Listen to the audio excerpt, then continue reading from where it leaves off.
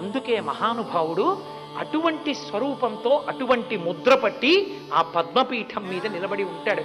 ఎవరు నా పాదములను పట్టుకున్నాడో వాడి ఇంటికి నేనే కాదు, నిరంతరము నా పాదములను పట్టేటటువంటి లక్ష్మి, నా నాభికమలంలోంచి పుట్టినటువంటి ఆ 4 పద్మముల వంటి ముఖములు ఉన్న నా కొడుకు చతుర్ముఖ బ్రహ్మ, నేను ఎన్నడూ విడిచిపెట్టి ఉండలేని నా నిచ్చిలికాడైనటువంటి పరమేశ్వరుడు, ఇచ్ఛాశక్తి జ్ఞానశక్తి క్రియాశక్తి స్వరూపిణులైనటువంటి లక్ష్మీ సరస్వతి రుద్రాణి, ఇక పిల్లలు అందరం కలిసి కద్దమైన ప్రజాభూతామయి సంభవ కద్దమా అన్నట్టు మేమందరం కలిసి మీ ఇంటికి వస్తాం.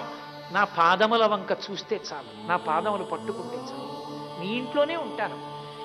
మీరు ఆర్తితో వెంకటరమణుడి పాదముల వంక చూడడమే మీ గుండెల్లోకి మీ ఇంట్లోకి రమ్మని ఆహ్వానం పలకడం, మీ వెంట వచ్చేస్తాం. అందుకే